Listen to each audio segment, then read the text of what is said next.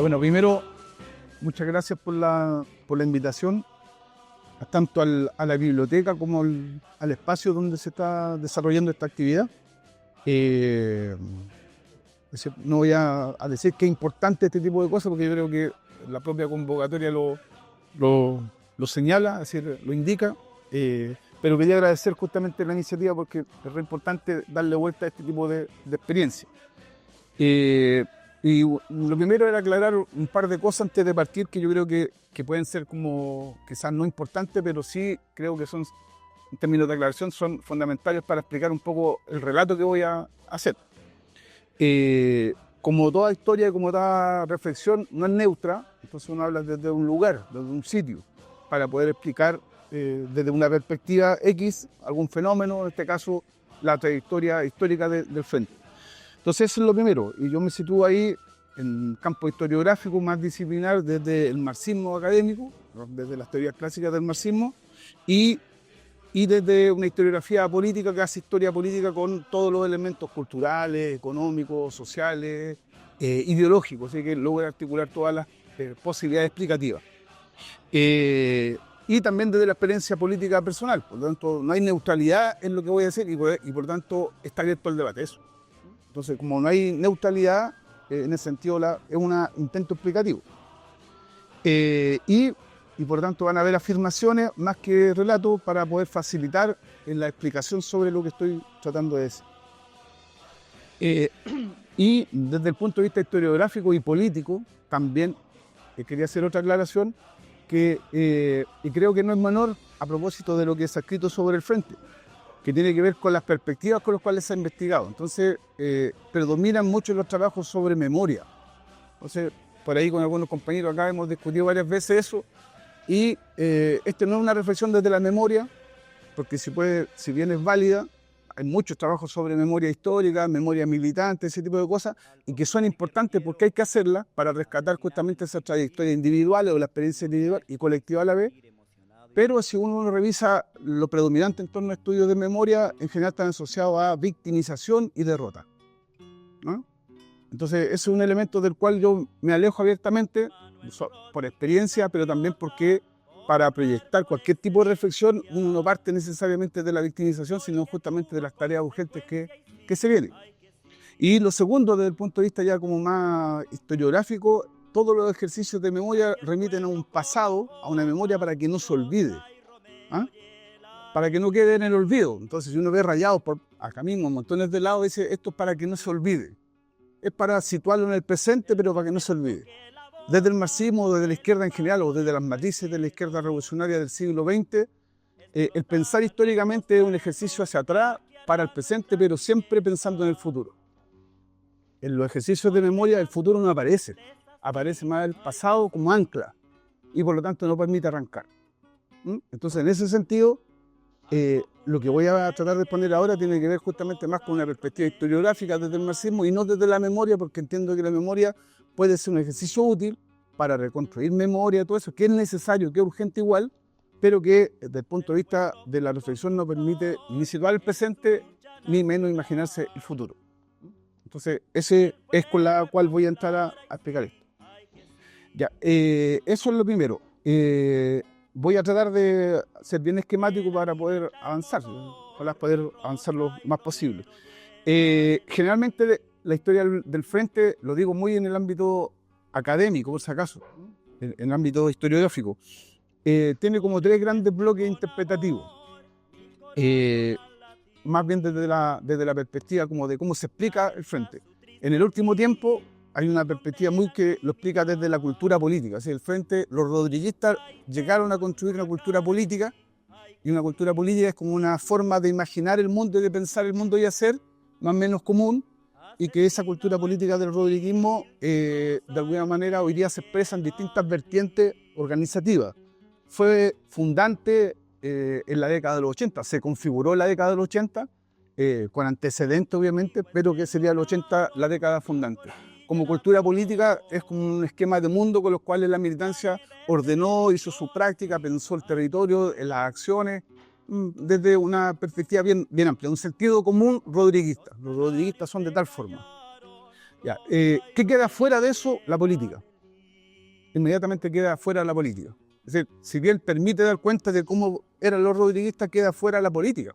Entonces, el rodriguismo se puede ver como un largo periodo de cultura política rodriguista. Los rodriguistas se visten de tal forma, actúan de tal manera, piensan de tal forma, pero, por ejemplo, el rodriguismo mismo del 86 al del 88, no. Cuando hay un quiebre político entre medio, como la fractura cuando el Frente se separa del partido, o la división que hay en el PC, son dos rodriguismos distintos, pero quienes estudian cultura política lo ven como si fueran igual. Y por lo tanto queda la política afuera, el quehacer, la práctica militante, los objetivos, la estrategia, las concepciones políticas, el horizonte estratégico.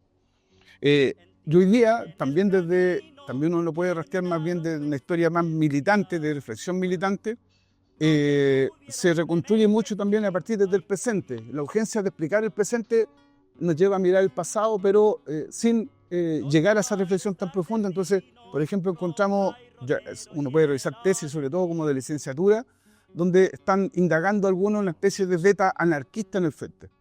Entonces, así como hace un tiempo atrás, sobre Lautaro pasó lo mismo. Sobre Lautaro, las tesis de Lautaro es más o menos lo mismo. Sobre el frente hoy día, incluso ciertos espacios organizativos dicen no, en el rodriguismo no había ni referencia a un país, ni a un Estado, ni a una estructura. O sea, eso es invención. Invención, yo lo digo abiertamente, es invención de una tradición para explicar el presente. Entonces, ahí creo que también hay un problema. Aunque uno podría discutirlo, pero es más la urgencia del presente la que permite reconstruir un pasado. Hoy día, por ejemplo, si ustedes revisan tesis del anarquismo, van para atrás, a la vanguardia organizada del pueblo. ¿Dónde están los antecedentes de un sector importante de los anarquistas insurreccionales, aquellos que están desarrollando una serie de acciones? En la BOP. Y construyen un relato de la BOP que es como que ahí está el origen de esa tradición anarquista. También la izquierda y toda organización necesita reconstruir un pasado, ubicarse históricamente. Y en ese sentido quizás lo más importante en torno a esta visión del rodriguismo, tanto desde la cultura política como de espacios más organizativos actuales, es que las dos separan la historia del frente del rodriguismo como sujeto, pero no en torno a la organización. No hacen estudios de la organización, ni por lo tanto de la estructura orgánica, ni de la disciplina militante, ni de la verticalidad del mando. Esos temas desaparecen. Es como que fuera un militante sin estructura, sin organización, sin concepción, sin referencia mundial. O sea, ahí hay problemas, por lo tanto, para poder discutir. Lo que voy a hacer yo un poco es tratar de, tomándome de algunas de estas reflexiones, distanciándome de algunas, pero tratando de dar cuenta de ciertos ciclos. Lo primero es discutir si efectivamente el rodriguismo llegó a construir una cultura política. Si efectivamente una cultura, por ejemplo, sobre los militas se dice la cultura roja y negra, ¿no? Y uno logra identificar más o menos a los militas con cierta tradición, en formas de pensar, una estructura de pensamiento, el análisis internacional, global, la crisis mundial, una serie de elementos que permiten explicar la realidad de los militas, independiente que estén divididos, tienen una estructura, una matriz, más o menos fundante de los 60, que les permitió construir cierta cultura política común. El PC tiene una cultura política larga, ¿no? El trabajo de masa, sin las masas nunca, el recabranismo, la cosa sindical, la cosa institucional, una serie de elementos, el obrerismo de la cosa fundante hasta los 70, hoy día ya no, va cambiando, pero es una cultura política existente. Los socialistas también tienen cultura política, la cosa fraccional, las organizaciones de izquierda pueden identificarse por ciertos elementos comunes. En el caso del rodriguismo, la pregunta sería efectivamente cuáles serían esos elementos de la cultura política que los definen. Y ahí creo que hay elementos como para poder discutir esta afirmación, y yo lo voy a hacer más bien desde una perspectiva historiográfica. Hay un primer momento en la historia del Frente que creo que es fundante y tiene que ver con las vertientes militantes, aquellos sujetos que fueron parte del Frente. Es decir, yo también creo que hay Frente y hay rodriguismo, es decir, los militantes del Frente son rodriguistas. Habría que ver si hoy día el rodriguismo, como fue pensado históricamente, tiene pertinencia, existe. Como fue pensado en los 80, ¿se expresa hoy día el rodriguismo, esa militancia formalmente? Esa es la pregunta. ¿Quiénes fundaron el rodriguismo y el Frente como expresión orgánica? Son tres vertientes específicas, y esas vertientes militantes, y aquí viene la primera afirmación, que es muy simple, pero que hoy día no está en el campo historiográfico, no está presente. el Frente es el aparato militar del partido, por lo tanto, no es posible entender al Frente sin el PC. O sea, por mucho que gente se distancie del PC, no es posible hacer ese ejercicio. ¿Por qué? Porque los recursos, la militancia, las decisiones, los objetivos, cómo fue fundado el Frente, es una decisión partidaria, de una reflexión que arranca desde la propia derrota de la Unidad Popular y de los elementos, de los factores que llevaron a ella. Entonces, no puede separarse la historia del Frente, no puede. Yo lo he discutido con compañeros, hermanos del Frente rodriguista, dicen, no, el PC, pero ya bien, pero no podemos separarlo de esa historia. Sería artificial decir, el Frente no tiene nada que ver con el PC ni con su política. Entonces, ¿qué elementos explican inicialmente la irrupción, la emergencia, el nacimiento del Frente? Y aquí una segunda afirmación más bien, también simple, pero que no está presente en los estudios, es que es la política lo que explica la emergencia del Frente. Y por lo tanto habría que ver cuáles son esos debates políticos los que explican la emergencia de esta organización. Entonces, si uno ve nuevamente esas tesis, no aparecen necesariamente, como que el Frente irrumpe en la arena nacional y se hacen historias de las organizaciones sin lucha de clase, por lo tanto. No hay análisis de la lucha de clase para decir por qué el PC está tomando tales decisiones o va en tal dirección, sino que más bien son como historias aparte de la sociedad. Lo que operó, la acción, esto, otro, y qué está pasando alrededor. No se sabe. O sea, es como un frente descontextualizado, por lo tanto, sin condiciones de lucha de clases para poder explicarlo. ¿Cuáles serían esos elementos para entender el frente como primera etapa, como brazo armado del PC? El primer elemento sería, yo diría que va muy vinculado con la institucionalización alargue de la dictadura. Es decir, fines de los 70, cuando, esto en el PC, ¿no? Cuando ya la dictadura, como decía el PC, tenía los días contados, no le quedaba nada, ya se venía abajo, estaba aislada nacionalmente, internacionalmente, y el PC seguía con su política de frente antifascista. En ese contexto, cuando ya hay notas claras que esta cosa no era la vuelta al pasado, ni que venía la oligarquía, ni un acuerdo entre patrones para gobernar, y que hay un proyecto refundacional, y que tiene para largo ese proyecto refundacional y una institucionalización vía Constitución del 80, hay elementos al interior del PC como para ya empezar a discutir internamente afuera, entre la militancia y la estructura, el tema de la pertinencia, la oportunidad, el sentido que tiene su política, en este caso el Frente Antifascista. Y ese sería el segundo elemento, el fracaso evidente de la política del PC para terminar con Pinochet. Esta búsqueda de una alianza amplia, lo amplia posible, con sectores no fascistas, democráticos, incluso aquellos que fueron golpistas, anti-UP, pero que ahora son anti-pinochetistas, como la ADC. Entonces, esa unidad más amplia frente a los portazos recurrentes de la ADC de construir esa alternativa, ojo, hasta el 79, y eso también es interesante en la política porque uno entiende que la cosa es media lineal. En el pleno del 79 el PC está todavía el PC hasta la última con la cosa del Frente Antifascista, llega a plantear que se ponen a la cola del proceso, renunciamos a cualquier tipo de protagonismo, lo importante es que se vaya Pinochet, nos ponemos detrás de la ADC, no queremos nada, pero en paralelo ya está hablando de fuerza militar propia. Entonces, esas cosas que son como media incoherentes son parte de la política, igual, no es armado, no es perfecto. O sea, ahí el 79 uno puede encontrar elementos ya entre lo viejo y lo nuevo, entre lo que se agota y las perspectivas de lo nuevo. Es decir, una fuerza política militar en el contexto de seguir pujando por el Frente Antifascista. Bueno, 1980, el alargue de la dictadura vía Constitución ya es un elemento de que esta cosa va para rato, que la dictadura no tiene los días contados y que por lo tanto hay que bajarla. Y hay un elemento que tiene que ver con la emergencia, el surgimiento de la política de rebelión popular de masa y la convocatoria, el desarrollo de todas las formas de lucha, incluida la violencia. Eso es lo primero.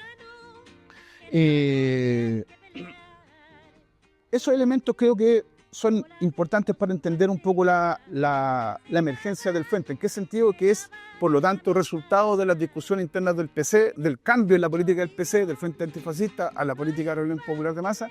Y aquí detenerse una cosa que es compleja, por un lado, pero es decidora, en el sentido que cuando yo digo no se puede hacer la historia del Frente sin el PC, pensarla al menos, es porque todas las capacidades iniciales que tiene el Frente tienen que ver también con la propia tradición partidaria.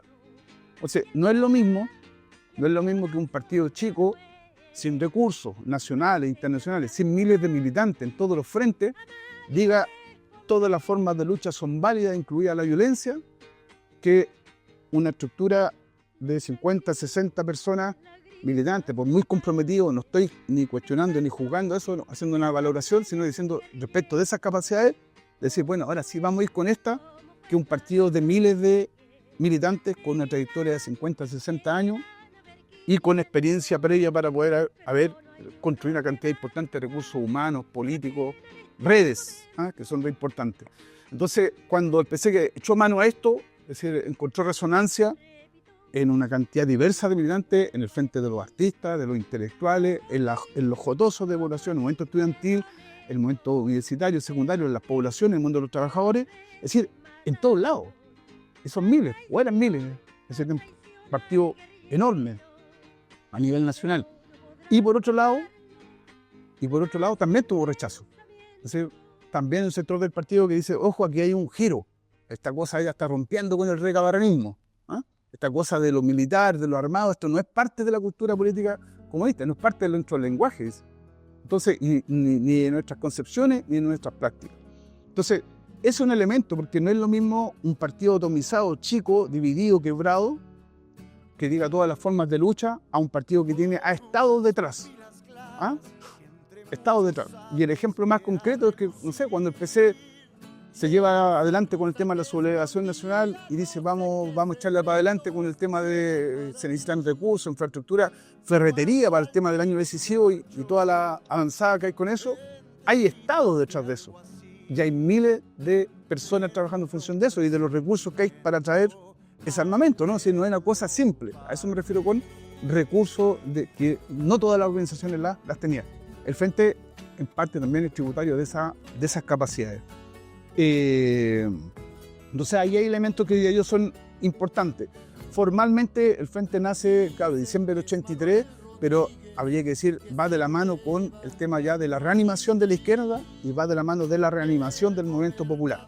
El movimiento popular en todas sus expresiones. Y un elemento central de eso es la reducción de las protestas que nacen en marzo, abril, mayo del 83, pero las jornadas de movilización son mucho antes, son mucho antes. Entonces hay un rearme del movimiento popular y hay un rearme de la izquierda también. Hay operación retorno en el MIR y también en el PC. O sea, así como ingresa miles de combatientes, si no miren, muchos combatientes del MIR, entran en el caso del PC hasta la Gladys Marín del 78 en adelante y miembros de la Comisión Política a reconstruir el partido. Eso es menos trabajado, que en el imaginario de nosotros queda como la operación retorno del MIR, pero no en el caso del PC que involucró la incorporación de miembros de su comisión política acá al interior.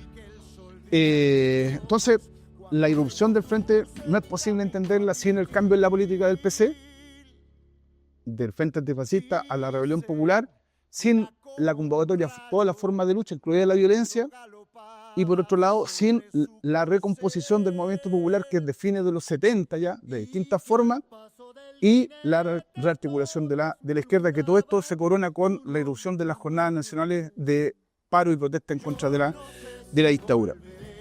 ¿Qué elementos van configurando esta militancia, ya desde el punto de vista más social, más cultural, de la calidad humana, ¿no? De las vertientes militantes? Aquí la hemos podido conversar con el compañero que está ahí largamente. Hay tres vertientes, no son las mismas vertientes en términos numéricos, de volumen, de capacidad, de experiencia, son tres distintas. Y no es que las tres convivan y se fusionan, sino que lo que entiendo yo es que hay una que tiene más fuerza y arrastra al resto. No es la síntesis de las tres, esa era la discusión que tenía hace un tiempo atrás. Yo creo que más bien hay una que termina arrastrando a la otra.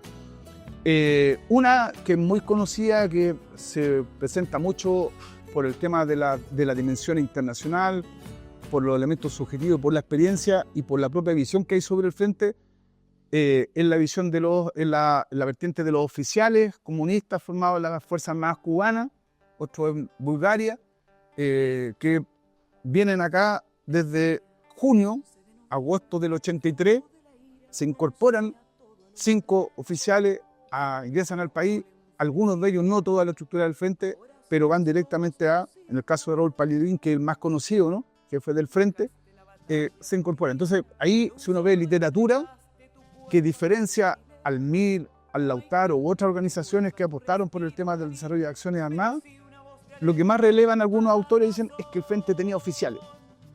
Entonces, ¿tenía oficiales? Tenía oficiales. Entonces, ahí hay una vertiente. Lo que hay que hacer es calibrar cuál es el peso de esa vertiente.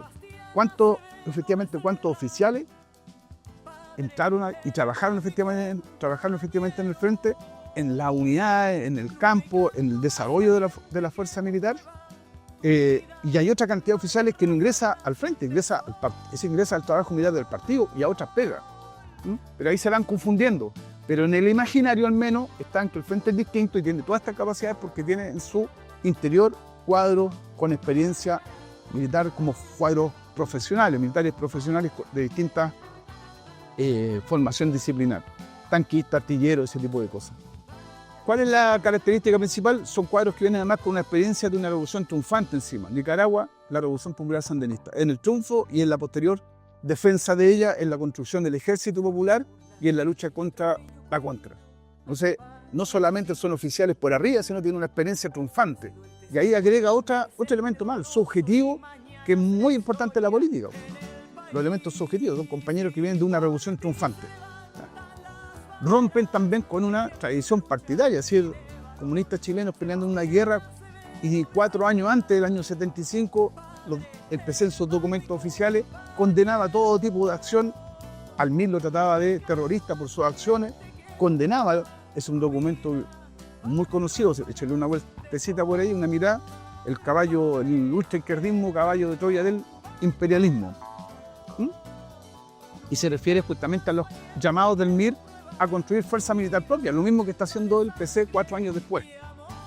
Entonces, esos elementos yo creo que también son importantes considerarlos. Está esa vertiente conocida a propósito de las biografías de estos militantes, está la vertiente de más partidaria, de gente que tuvo formación previo al 73, importante también en la Unión Soviética, que se quedó del 73 en adelante y se quedó en el país y no sale, y es parte de la reanimación y de la reestructuración orgánica, y se queda acá y tiene experiencia, van haciendo sus primeras pegas, van reanimando al partido subjetiva y con experiencia también en ese mismo ámbito.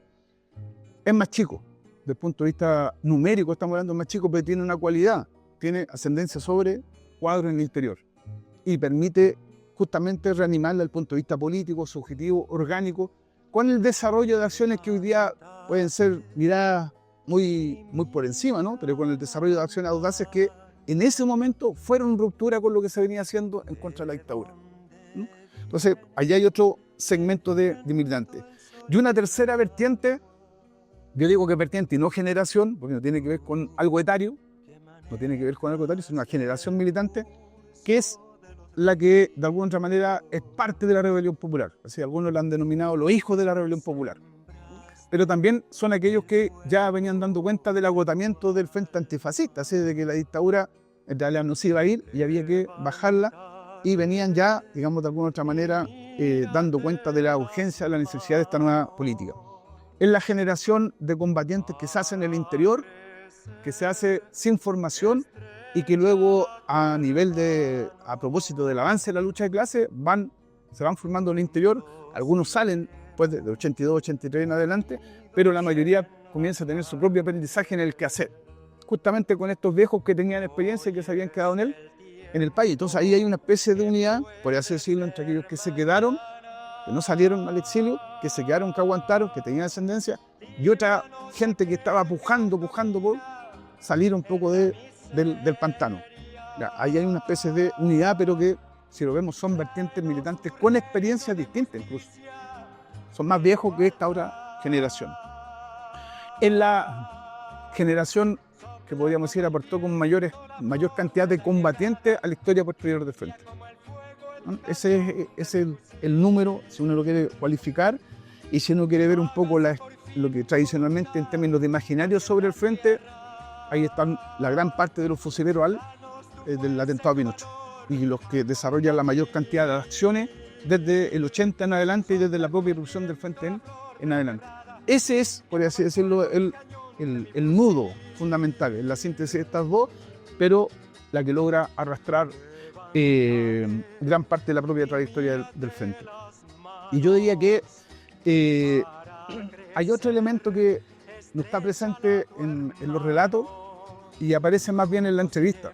En la entrevista uno generalmente pregunta cosas muy planas, ¿no? Para tratar de sacar información rápida, pero por ahí van apareciendo los relatos y uno he vuelto a entrevistar gente cuando le digo cuáles son, por ejemplo, a rodriguistas de esta camada, de la tercera camada, por así decirlo, los nativos, los que se quedaron acá, nacieron acá y despegaron con el Frente. ¿Cuáles son sus referencias de luchas más viejas? O sea, ¿con quiénes se identifican para atrás? ¿Cuáles son sus imaginarios para atrás de referentes de lucha? Entonces, ahí aparecen algunas reflexiones y algunos ejemplos que no tienen que ver con la propia tradición partidaria.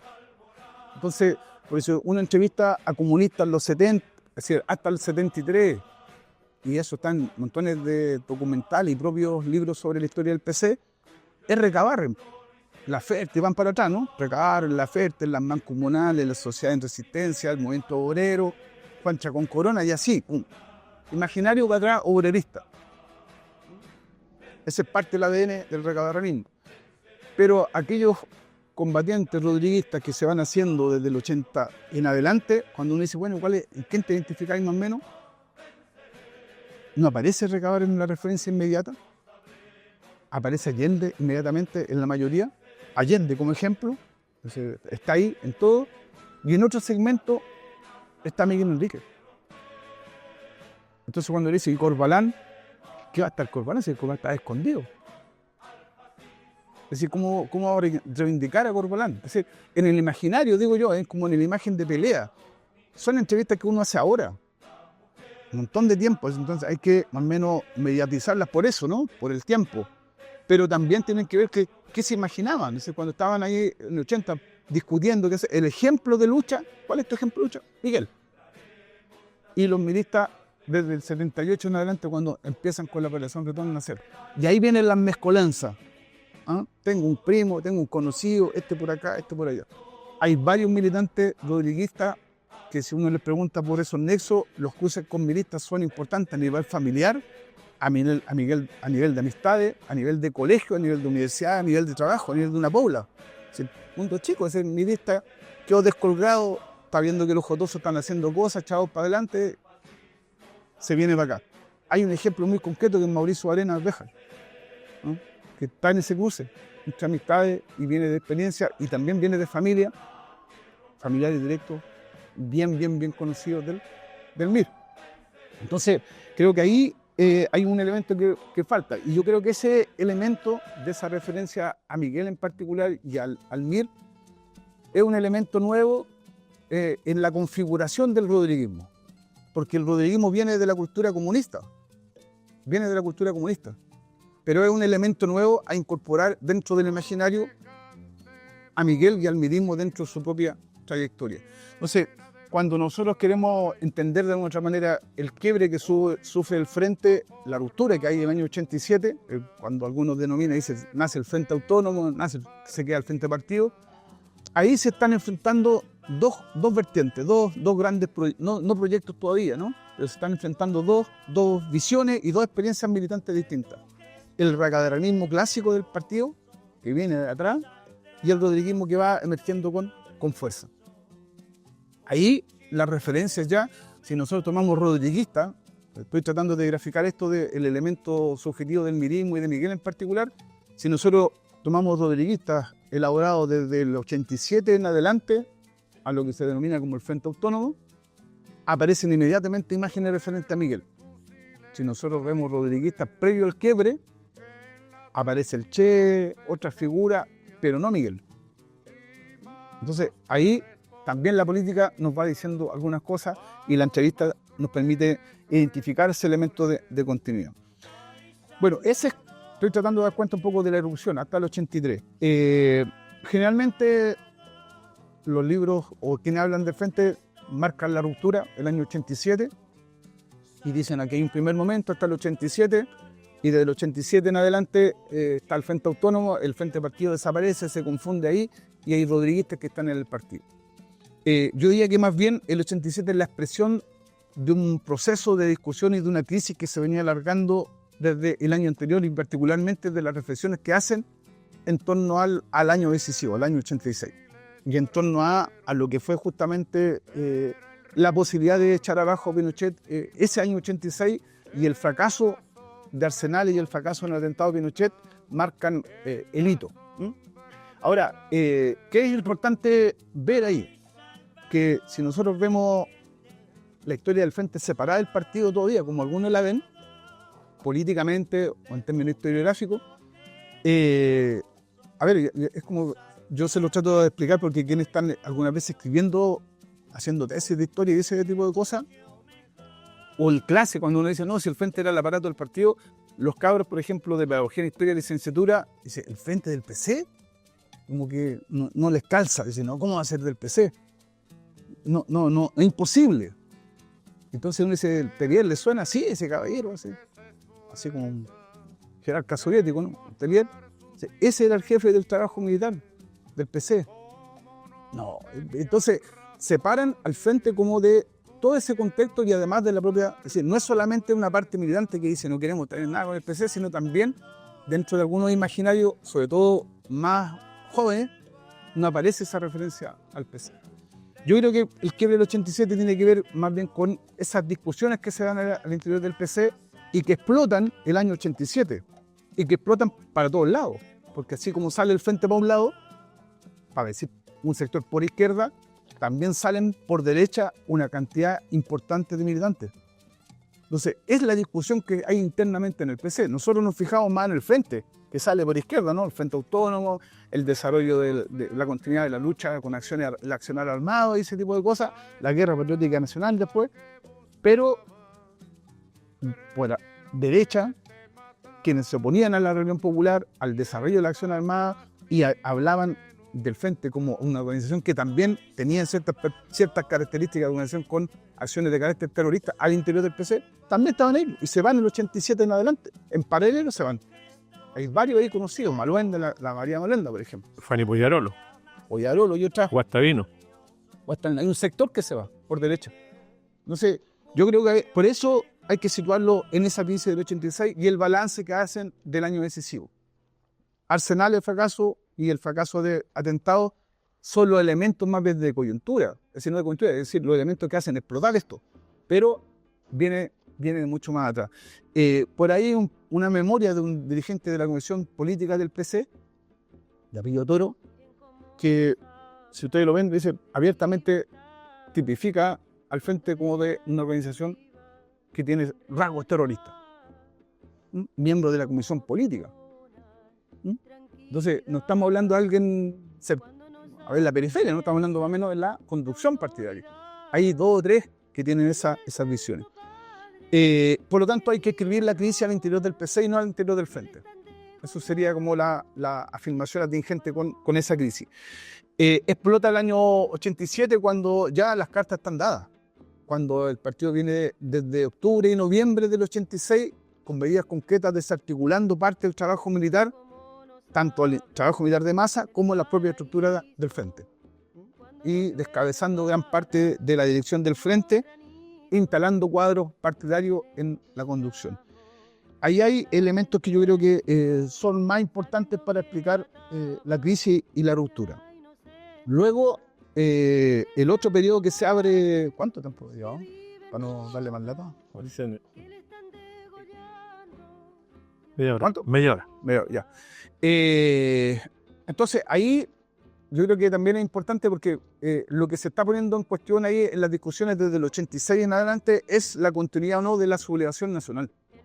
En el caso de las discusiones que están al interior del PC, esa discusión fue gatillada por una cantidad importante de militantes y de estructura y el Frente en particular, llamando a la continuidad de la sublevación nacional, pero también este otro sector de derecha decían, bueno, ¿cuál es esta? Pues, ya se está abriendo un camino de negociación, ya estamos quedando eliminados completamente de esta jugada. Es decir, es importante ponerse a la cola del vagón de la transición. Es decir, sigue siendo la estrategia de la sublevación nacional la que estaba siendo el elemento de la discusión central ahí. Por tanto, en la política lo que explicaría el quiebre y no lo que puede decir el PC o otra historiadora respecto de el aparatismo, que los rodriguistas no tenían cabeza para pensar nada, que quedaron sin política y lo único que siguieron haciendo fue acciones. ¿Ah? Las discusiones son en ese contexto y en ese plano respecto a la continuidad y la pertinencia de la sublevación nacional. ¿Qué otro elemento para incorporar antes de que se me olvide?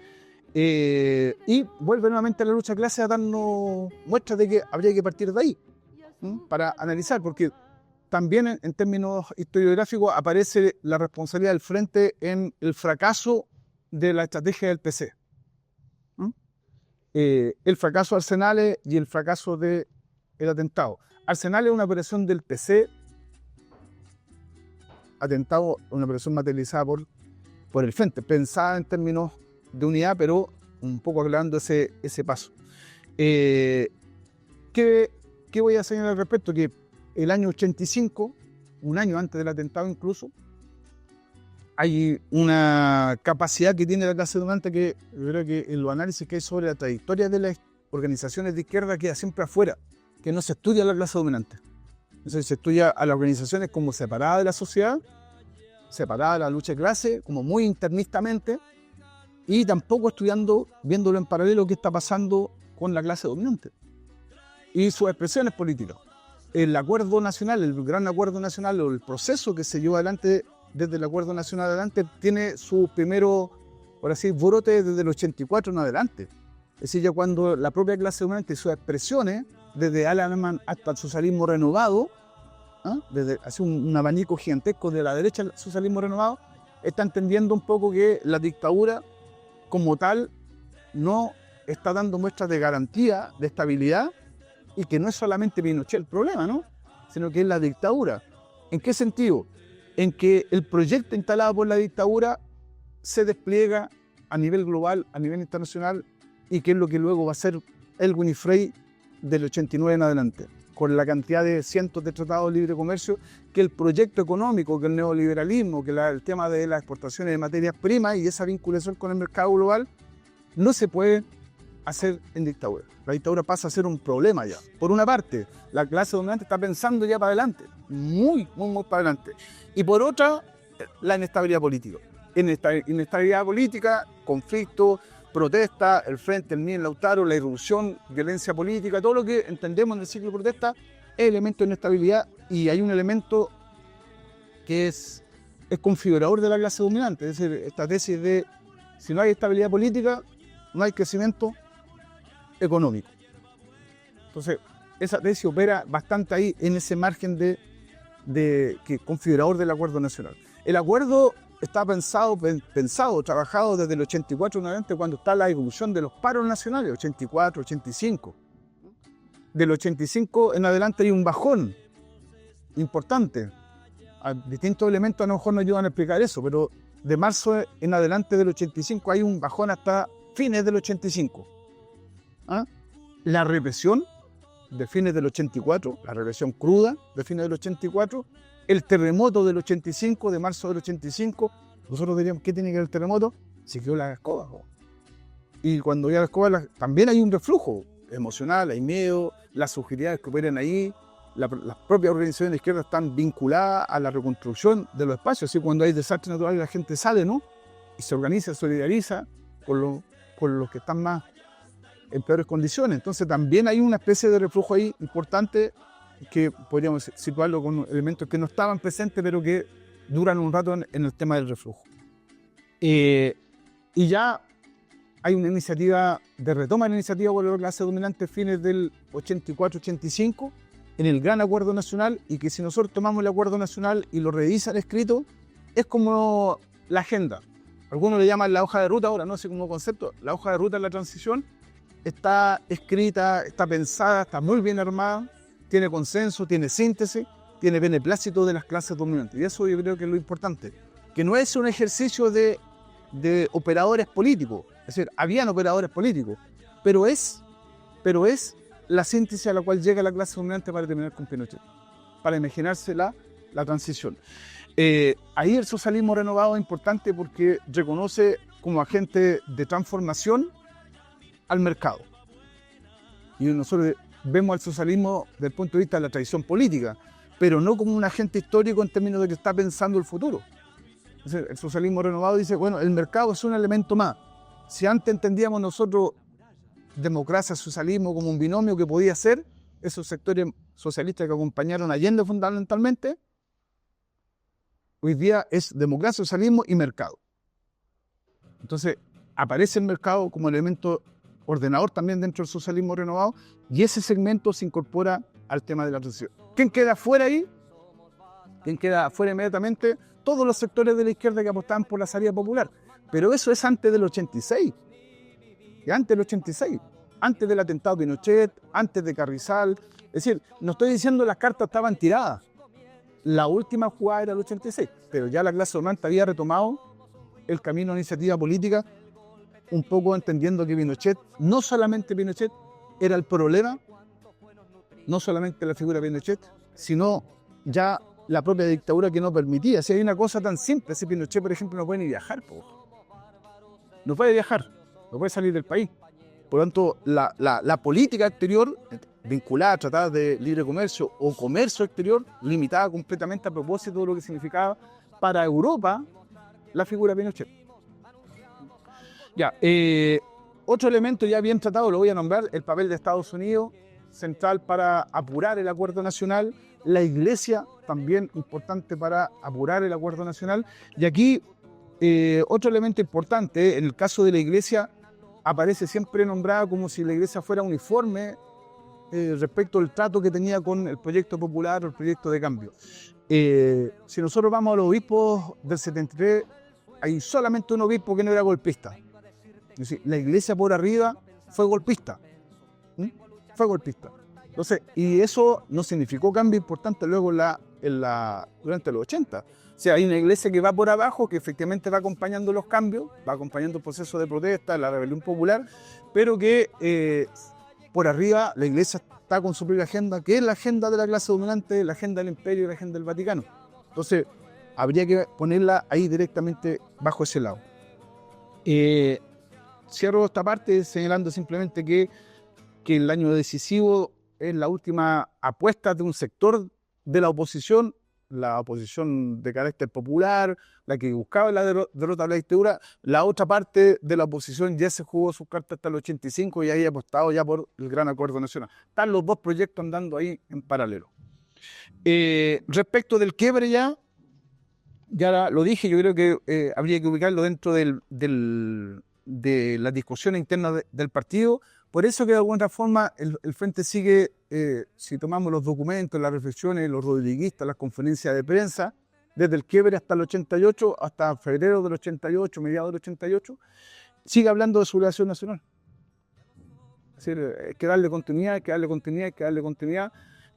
Hay un presupuesto también interno que el Frente podía arrastrar a propósito de su propia experiencia de lucha, a un segmento de comunistas, de jóvenes comunistas que podían prender un poco con la ruptura y que en ese momento de tensión que tenía el PC del 86 adelante podía tomar un poco la ruptura del Frente como un incentivo y tomar ese camino. Pero si vemos biografía militante, para eso un poco el trabajo de los historiadores, si vemos biografía militante de gente, se hace fundamentalmente a través de entrevistas, pero de presos políticos, una cantidad importante de la gente que se suma al Frente del 88 en adelante no viene de la Jota, o viene directamente de la casa de las tiradores de piedra por excelencia, milicias populares, esto, todo otro, o de otras organizaciones que van viendo como los socialistas, el MAPU, distintas expresiones de la izquierda cristiana, está entrando el camino de la negociación y ven en el Frente un camino. Entonces, no es la Jota y los jotosos de las milicias, de las unidades de combate en la que se incorpora masivamente después de la ruptura. Creo que son otras vertientes y por lo tanto terminan incorporando estas nuevas camadas de militantes del 87 en adelante, aportando también con su propia mochila y experiencia y con concepciones que no estaban presentes ahí. Es como que le incorporan, digamos, elementos políticos, ideológicos de tradición o prácticas y concepciones que el Frente en ese momento no tenía. Hay que calibrar efectivamente cuáles fueron esos aportes. Creo que aquí hay un elemento que falta, no he hablado de acciones porque el Frente habla por sus acciones, ¿no? Es un elemento configurador y por lo tanto caracteriza a la militancia. Pero quería hacer reseña a una acción en particular que yo creo que no se ha tratado en profundidad y que creo que es importante para la propia historia del Frente, que es el secuestro y liberación de Carreño. Esa de septiembre del 87, yo creo que ha tenido poco tratamiento historiográfico y político a la vez, como para poder situarla en un momento específico. No más de 2 meses, no más de 3 meses del quiebre con el partido y de Corpus Christi, de la matanza de 12 rodriguistas, pero no solamente la matanza de 12 rodriguistas, sino que los golpes que sufre la estructura en general en plena crisis partidaria, es decir, peleándose el armamento, la logística, los documentos, los pasaportes, las redes afuera, acá. Así fue el quiebre, ¿no? Un quiebre importante. En ese contexto viene la masacre de Corpus Christi. Entonces es un golpe fulminante. Si uno lo quiere ver, es fulminante por todos lados. Entonces hay crisis interna, división y masacre. Yo creo que ahí hay un elemento que el ADN rodriguista permite seguir jugando. Y es que efectivamente el Frente sale jugando. Es decir, no sale pegando pelotazos, estamos hablando del concepto futbolístico, no sale pegando pelotazos para arriba, porque la pelota luego se devuelve inmediatamente, ¿no? Salió jugando. Y salió jugando una operación que significó, creo, por eso le doy mucha importancia, quizás la operación más importante desarrollada por el Frente, donde la dictadura sí estuvo ahí, arrollada.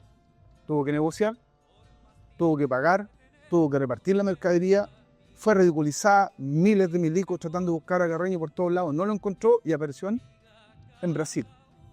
Entonces, ya en un contexto interno, insisto, en un contexto represivo donde se viene saliendo de una masacre y donde hay escuelas allanadas, mucha gente también identificada, gente que sale del país, otros heridos. Entonces no son solamente los 12, es un golpe a toda una estructura, a un corazón.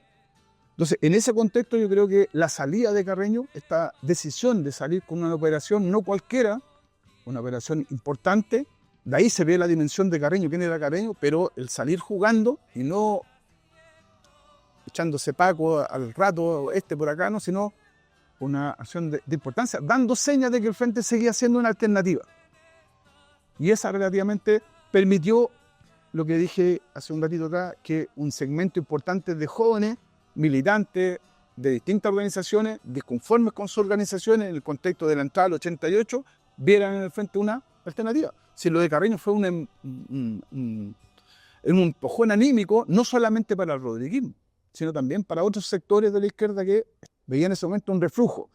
Ese reflujo era evidente porque los paros nacionales y las jornadas de protesta de fines del 87 en adelante se vienen abajo. Entonces hay un reflujo de masa importante, pero esto es un envión anímico de consideración. Y del punto de vista interno yo creo que también es importante porque hemos revisado con esa gente que estamos haciendo este trabajo de reconstrucción histórica del Frente. Hay una cantidad importante de gente que quedó ahí, que operó en el Carreño, no directamente aquel día sacando a Carreño, sino que entre toda la estructura, de toda la pega que había que hacer, desde repartir una cosita, dejar tal cosa, esto por acá, todos de alguna forma trabajando porque la estructura quedó efectivamente muy, muy golpeada. Pero ese envión anímico permitió justamente la retoma, salir jugando y poder reanimar al resto del movimiento popular.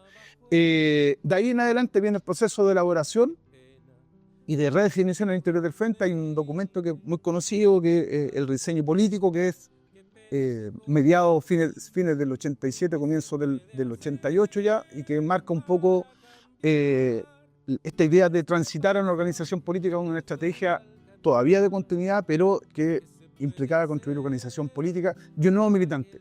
Yo creo que ahí hay una especie de síntesis de lo que debería ser el rodriguista, en términos de la constitución de un militante. Y ahí hay un problema gigantesco, diría yo, y ahí es donde operan las culturas políticas, estos que no calzan las definiciones como teóricas académicas con una experiencia histórica concreta. El Frente habló por sus acciones, gran parte de la vida militante versaba sobre eso en particular, sobre eso. No siempre llegaban los documentos partidarios ni la línea del partido. El partido tampoco se puso a la conducción del proceso para el desarrollo de la cosa militar, que es un aparato al lado, no como parte, elemento central. Y configuró un militante que entendía que a la realidad se intervenía vía una acción. Y por eso, si vamos a la propia cultura izquierda chilena, bueno, para el chiste, ¿no? El Frente tiene ese problema siempre de adjudicársenos las acciones. Si hacemos una especie de recordatorio, pensemos en el atentado de Pinochet, pensemos en Guzmán, ¿o no? Son las dos más importantes. Es decir, lo que implicó no haberse adjudicado inmediatamente eso con claridad. Entonces, es como, la hacemos nosotros, es porque ya el 86 y el 87 dependía del partido. Y eso el partido decidía, ¿no? La política. Pero después de la vida independiente, esa cosa queda, que es justamente la falta de la política.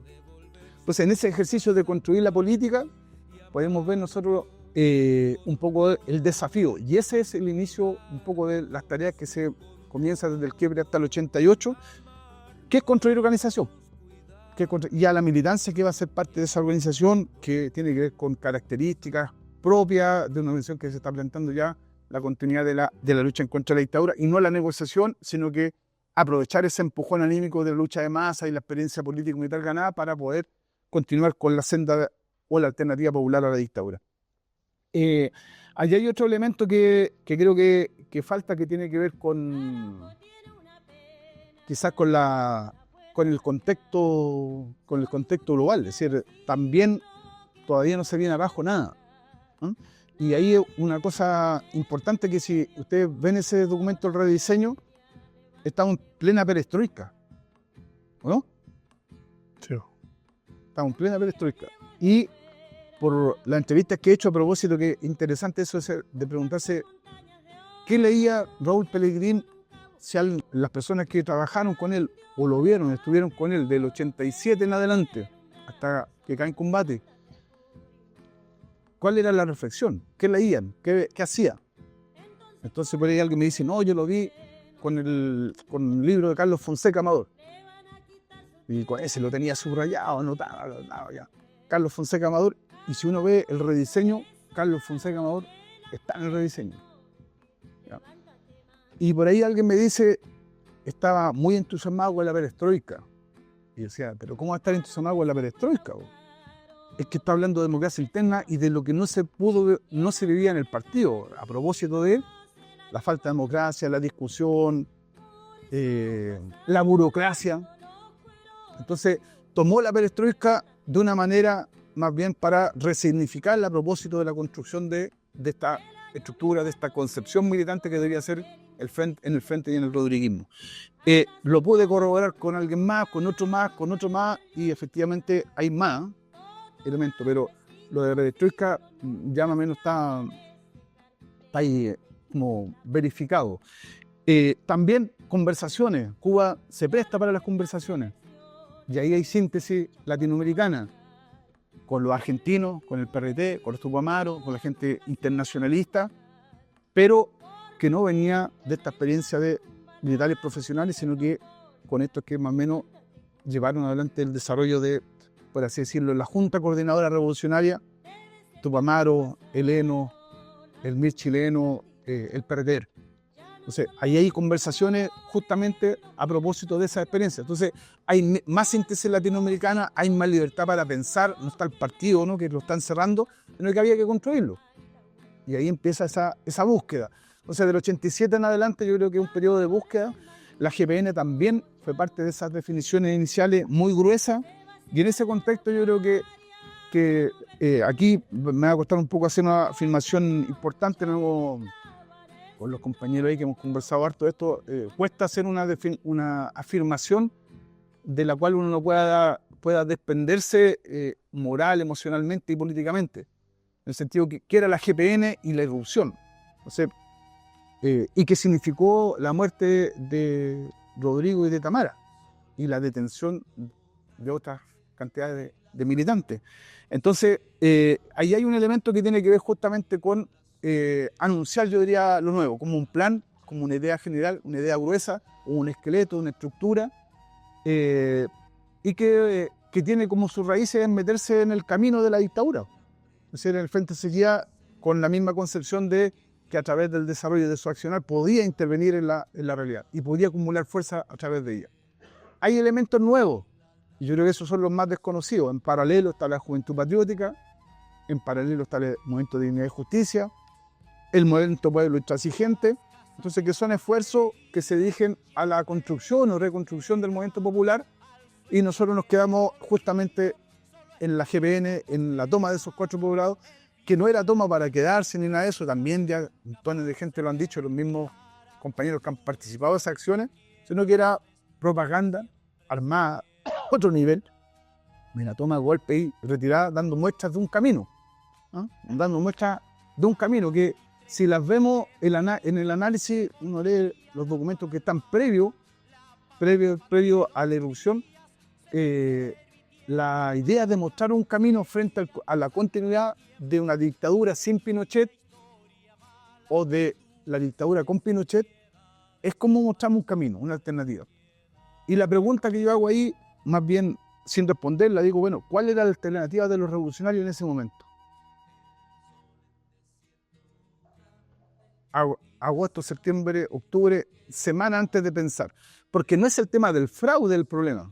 Porque el análisis, si uno lo ve más detalladamente en los documentos de todos los partidos, dicen el fraude inminente, pensando un poco en el del 80. Pero el Frente también en sus documentos dice una dictadura sin Pinochet. Y es el proyecto, el neoliberalismo. Ya se está hablando de la continuidad de este proyecto civil. Y por lo tanto, ¿cómo esta organización, este campo revolucionario se mete en ese contexto? ¿Qué posibilidades tenía? Y el Frente se mete con lo que tenía a mano. Entonces, yo ahí creo que también pienso que no hay cómo, sería histórico hoy día exigirle al Frente otra respuesta cuando sus propias concepciones, su propia tradición orgánica, sus propias formas de luchas construidas, desarrolladas, venían más o menos dando muestras de que es a través del accionar las formas de intervenir en la realidad. ¿Cómo habla el Frente? A través de sus acciones. Así opera en la realidad. Entonces, sobre esa base, digo yo, irrumpe, muestra un camino. La fatalidad, digamos, de la irrupción es que mueren 2 de sus jefes. Caen en combate 2 de sus jefes. Y lo que implica eso, moral, anímicamente, eso es un elemento importante. Y lo que está, diría yo, menos estudiado, y digo historiográficamente y también políticamente, es que se ve ahí la muerte del Frente. Algunos dicen, bueno, murió así como pasó con el MIR, con Miguel, pasó lo mismo con Raúl Pellegrini y el Frente. Lo que hay ahí es agregarle más de contexto. Es decir, ya hay una negociación entrante en camino, ya hay un trazado de una clase dominante con un itinerario clarito. El imperialismo como tal operando de lleno estas transiciones pactadas, parte de la estrategia de la contrainsurgencia andando. Pinochet no era el problema, ¿no? Era cómo le dan continuidad al proyecto. Y por otro lado, las transformaciones que se están viviendo en el campo socialista, y que tienen que ver con elementos muy subjetivos. Se acá operó fuerte el tema de que no se pudo echar de Pinochet el 86, la derrota del sandinismo, la derrota, el derrumbe del campo socialista, el fin de las guerras revolucionarias en El Salvador y en Guatemala, también son bajones anímicos, y las transiciones andando en todo el Cono Sur. En todo el Cono Sur, porque hay transiciones a la democracia en todo el Cono Sur. Entonces, esos elementos no están presentes en los análisis cuando se ve la derrota del Frente, que también es la derrota política de las otras expresiones de la izquierda. Es decir, que luego de los 90 en adelante siga el Frente, el MIR y el Lautaro haciendo acciones, y más que el 88, y más que el 89, del 90 en adelante, porque si las vemos numéricamente hay mucha más cantidad de acción. Es decir, no implica necesariamente que eso signifique acumulado experiencia y fuerza. Es decir, yo lo entiendo más bien como las últimas posibilidades de poder constituirse como fuerza, pero sin necesariamente haber acumulado parte de esa experiencia.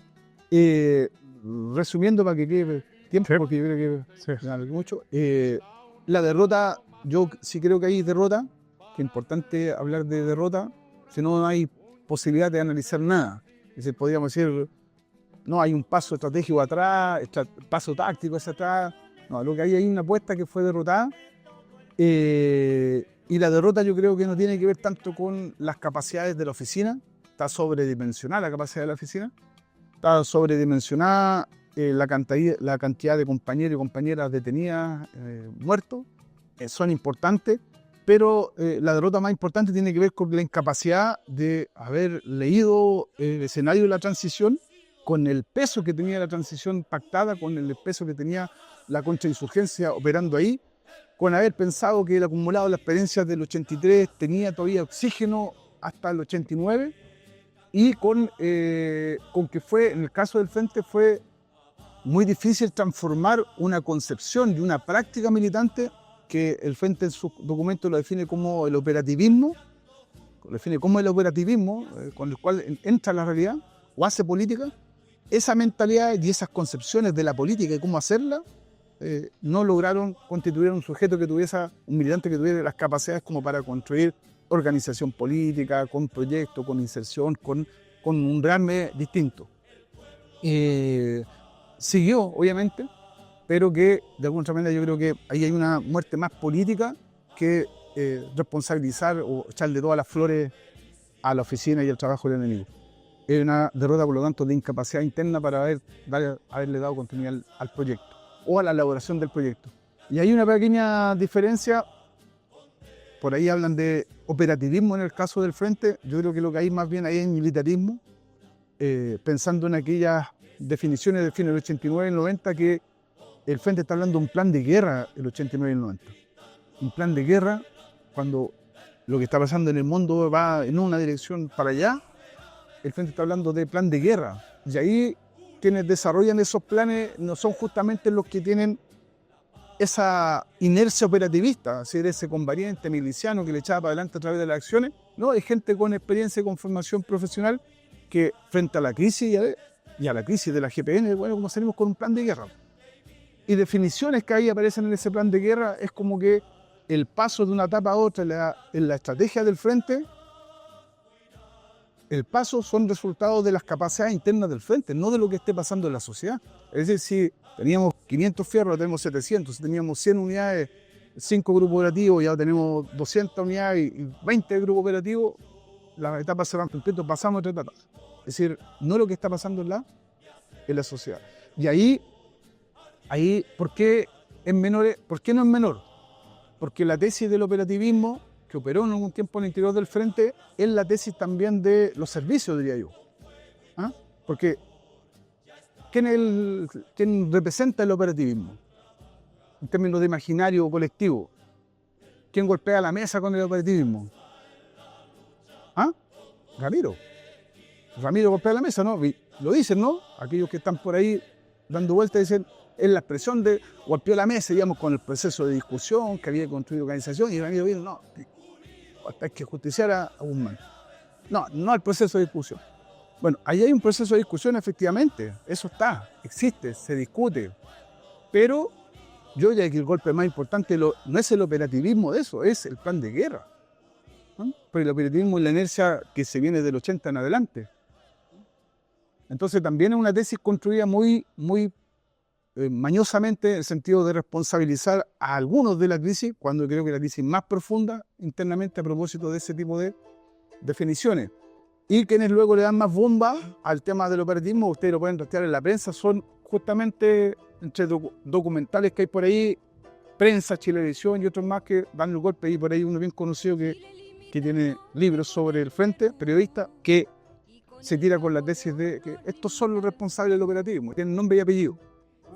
Ahora, ¿quiénes son esos? Si los vemos con biografía militante, es la generación acá, los nativos. Como Ramiro. Que representa un poco la continuidad. Y cierro con una pregunta de ¿qué era el Frente? ¿Qué es el rodriguismo entonces?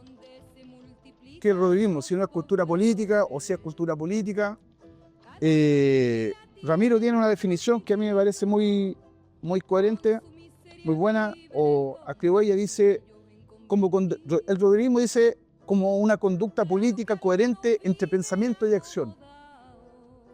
Es decir, aquí no hay otras definiciones rimbombantes, sino que va al militante, ¿no? Dice como una conducta política coherente entre pensamiento y acción. Es decir, yo pienso esto, hago eso. Queremos echar abajo la dictadura, vamos para allá, ¿no? Esta es, y con lo que hay. Pero también está realizado las capacidades del Frente, ¿no? Es decir, con lo que hay. Si la gente empezó haciendo acciones audaces sin haber tenido curso. Entonces no existía ese momento ideal, sino que echaron para adelante. Entonces, en ese sentido, creo que el rodriguismo como tal, si vamos a estas definiciones, es la pertinencia justamente entre la coherencia y la acción. Entonces, si yo por ahí veo, no sé, para la revuelta, echamos de menos el rodriguismo, yo creo, ¿no? O sea, en el contexto de la revuelta, el castigo a los culpables, una nochecita sin luz, ese tipo de cosas, ¿no? Una cantidad importante de cosas que el Frente hacía, con las cuales hablaba. Pero sí vimos cientos de declaraciones por internet convocando a cosas sin ropa y sin hacer nada. Entonces, ahí es donde vuelve la pregunta, si fuera cultura política, el rodriguismo como tal, tendríamos un tipo de concepción y un tipo de práctica coherente un poco con lo que fue el elemento fundante del Frente y del rodriguismo, el accionar, o el quehacer. Ahora, el quehacer, no estoy diciendo el tipo de acciones rimbombantes, estoy diciendo para este tiempo. Para este tiempo. Sí, yo creo que para este tiempo no es el tiempo de la dictadura, donde la dictadura sí operaba masacrando cruelmente. Son tiempos hoy día que incluso facilitan la discusión, las posibilidades de reunirse y el hacer. Por ahí me quedo mejor. Eso, bueno, está simpático el compañero. Igual tengo unos disensos por ahí, pero los voy a... la idea es, compañero, el que quiera... hay dos, vamos a hacer como dos partes. Una parte el que quiera hacer alguna pregunta y la otra parte el que quiera dar una opinión con respecto a esto. Voy a tomar igual el tiempo. El que quiera levantar la mano me dice, les voy a acercar el micrófono que tengo acá. Igual estamos grabando. El que no quiera que aparecer, el compañero que está grabando lo va a difuminar, entonces no se va a ver. Pero como esto es público y es historia, entonces yo no creo que haya tanto problema. Pero bueno, en definitiva, el que quiera hablar me levanta la mano ahora. O ¿quién quiere hablar? ¿Nadie? Ya, voy a empezar yo. La verdad que mi disenso es el siguiente, compañero, y no sé si a lo mejor para que me pueda entender un poco, yo soy militante jotoso de dictadura, y usted en algún momento dijo que la gente que había ingresado al frente, en su mayoría era la gente que salió a la calle, las piedras. Pero yo vi en una población en los años 85, 86, cuando hubo el quiebre, vi en una población que era como esta, que es la Florida de los Quillayes. Teníamos, yo creo que por lo menos 12 o 13 células de la Jota. Y yo era dirigente de las células de la Jota y además era el encargado militar de la Jota, además. Pero yo me di cuenta de algo que pasó en ese tiempo, que había un encargado militar que venía, nunca supimos de dónde venía, si venía del partido, venía del frente, pero en ese tiempo los cambiaron a encargado militar. Entonces, el contacto que nosotros teníamos como jotoso en ese tiempo, nunca llegó al frente. Me estoy hablando del Frente Autónomo, en ese tiempo, eso pasó. Entonces la mayoría de los compañeros que yo creo que éramos, habrían sido unos 80, que de ahí nos conocimos con mi esposa, éramos unos 80, yo creo que sin pasarme ni quedarme, éramos unos 60 que quería entrar al frente, pero no había lazo, y sabíamos lo que estaba pasando, no había lazo, entonces había solamente lazos del Frente PC, por decir algo, no había lazos del Frente Autónomo, sabiendo quién era el comandante, quién era Tamar, sabíamos todo, pero no teníamos lazo. Entonces, esa gente se quedó. Toda esa población que teníamos nosotros, estamos hablando solamente de la gente militante del Jotoso, se quedó. Creo que ahí hay una cosa que habría que como que examinarla más. Yo no diría tanto o ser tajante y decirle entraron otra gente. Yo creo que la Jota siempre quiso estar en la cosa militar recordándome las primeras veces que yo vi un fierro fue en una hoja en una fotocopia y me saltaron las manos. Pero eso solamente para la discusión, ¿no? Eso. Sí, no solamente algunos jotosos no tenían llegada, sino que también el partido no les daba llegar. ¿Mm? Es decir, también un montón de gente que tenía que pasar a la estructura regular del pasado formalmente, no los pasaban, o mandaban, como dicen por ahí, algunos con problemas, o no los mejores cuadros para operar, y algunos no llegaban a los puntos. Es decir, tú puedes ver toda la gente que salía a recoger jotosos cuando los mandaba al partido, las quejas, es decir, a 10 puntos que el partido tenía que pasar, llegaron 1 o 2, y con los 10 que se comprometía a pasar, no los pasaba, o no llegaban. ¿Y qué hacía el frente también? Que criticaba el partido, dicen en su documento, el frente salió a pelotear gente, ¿no? Andaba peloteando, sacando jotosos. Y una cantidad importante de gente que en una entrevista dice, no, yo tuve que escaparme, decir por acá, conocía a tal jefe, por acá, un compañero, y me metía para acá. Eso en el caso de los jotosos, y conozco hartos jotosos que efectivamente terminó escapándose de su estructura, pero también sabía con quién.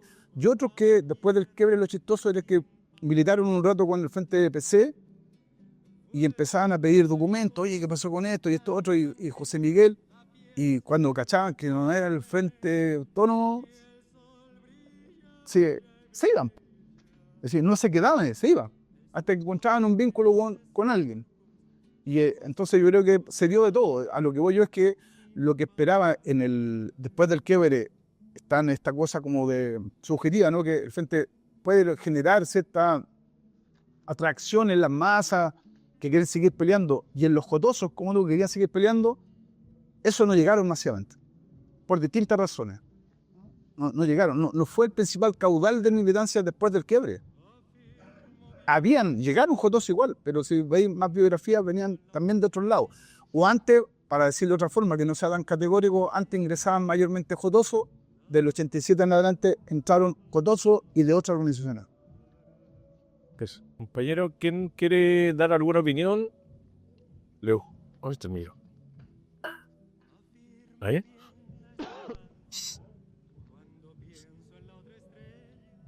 Compañero, va a hablar, ya. Lo tiene en la mano nomás, que se escuche.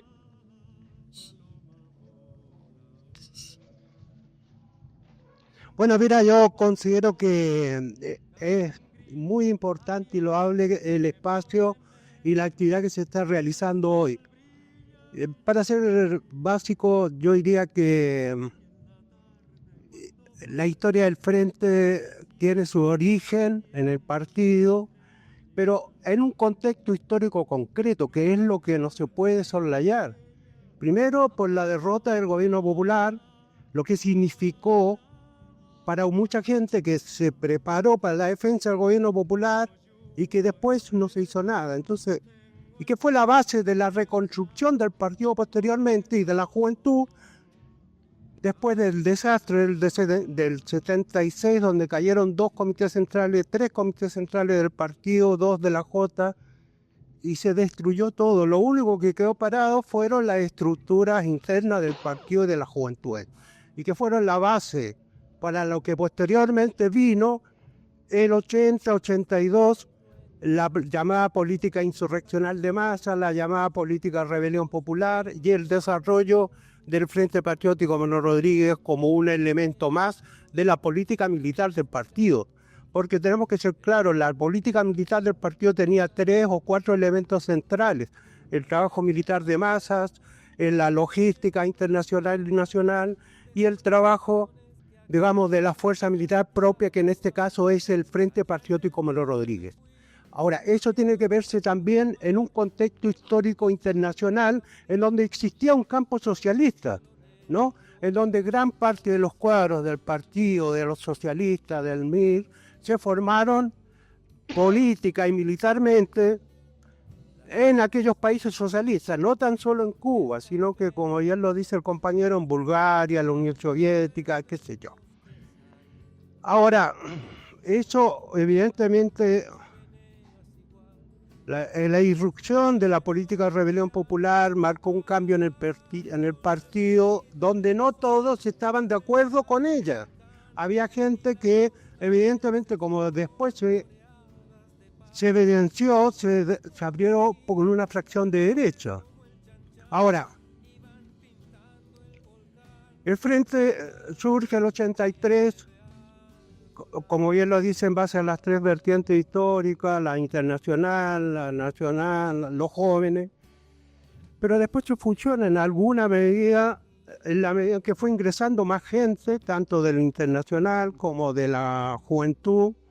La juventud también salió en ese momento a prepararse política y militarmente en diferentes ámbitos, y que después, el año 85, diría yo, es donde surge un año diferente, que es donde se proclama por parte del partido la Sublevación Nacional de Masas, que ya era un intento de avanzar en la derrota política y militar de la dictadura. Yo diría que el año 86, que fue el año decisivo, en alguna medida deja un rescate. Me cuesta definirlo como fracaso, weón. Yo me quedo más bien con las palabras de Fidel, cuando se le fue a explicar al compañero lo que significó el fracaso o la cagada, digamos, de la internación de armas por el norte, y que no se fue capaz de aniquilar al tirano. Él dijo, pero ¿cómo pueden hablar ustedes de eso, de fracaso? Esto no es una derrota. ¿Qué me hablan de derrota a nosotros, los cubanos, que no hemos mandado cualquier error histórico? Sin ir más lejos, el asalto al cuartel Moncada fue un tremendo fracaso, con un montón de muertos. El desembarco del Granma también, quedaron poquísimos. Pero ¿qué es lo que hicieron ellos? Fue la capacidad revolucionaria de convertir ese revés en victoria, que era un poco lo que nosotros tratábamos de impulsar. Ahora, fracaso tampoco es, si tú lo analizas desde el punto de vista histórico, la perspectiva que significó el compromiso enorme, tanto nacional como internacionalmente, de un esfuerzo en donde se involucraron todos los países socialistas, y el traslado y la internación de armas y la movilización de barcos cubanos, de movilización de militantes chilenos que trasladaron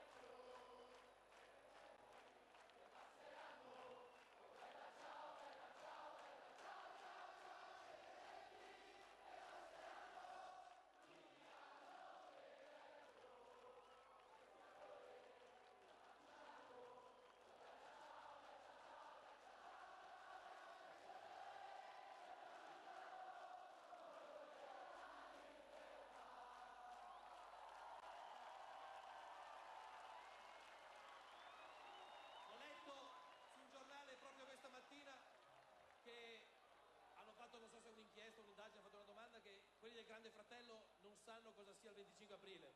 Questa è la nostra risposta. Grazie. Grazie ai Modena City Ramblers.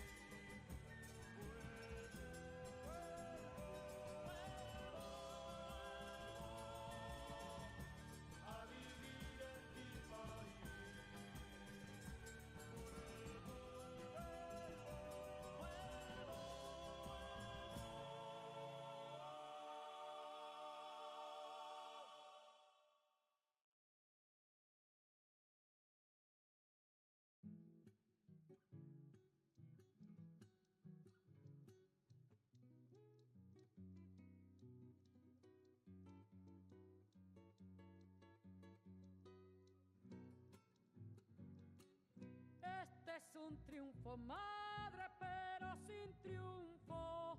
Nos duele hasta los huesos el latifundio. Esta es la tierra, padre, que vos pisabas. Todavía mi canto no la rescata. ¿Y cuándo será el día? Pregunto cuándo, que por la tierra estéril vengan sembrando todos los campesinos desalojados. Hay que dar vuelta al viento como la taba. El que no cambia todo, no cambia nada.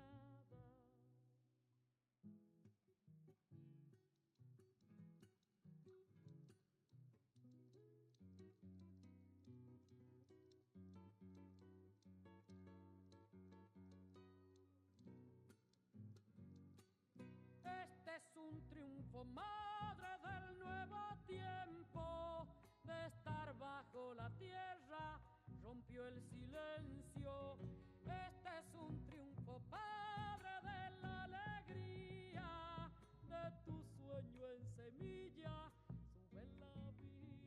sube la vida arriba hasta la espiga. Que si la tierra es fértil, la tierra es mía. A donde nace el alba, yo siembro el día. Hay que dar vuelta al viento como la taba. El que no cambia todo, no cambia nada.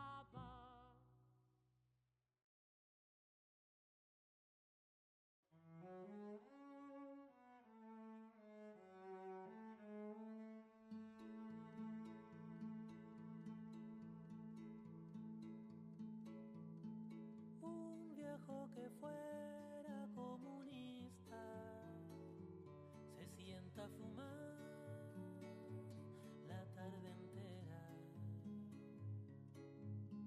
mientras buena lluvia cae afuera, con voz desnuda el viejo piensa, porque coinciden en su ventana palomas grises con la pena que fumara, palomas grises con la pena que fumara.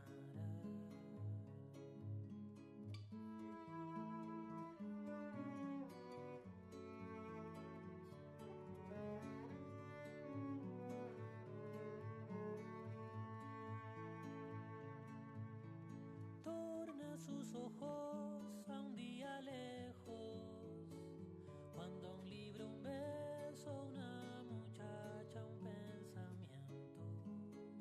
Cuando a un libro, un beso, una muchacha, un pensamiento. Cree que ya nada lo sorprende, que seguro de espanto desgastó el llanto, seguro de espanto desgastó el llanto.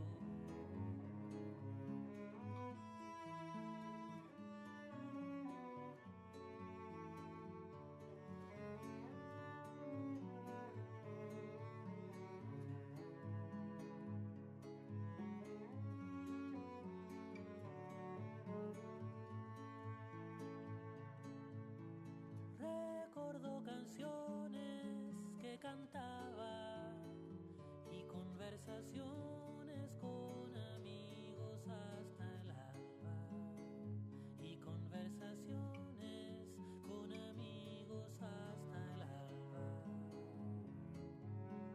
Recordó la esquina de su casa cuando dijo adiós y vio a su madre que lloraba, cuando dijo adiós y vio a su madre que lloraba.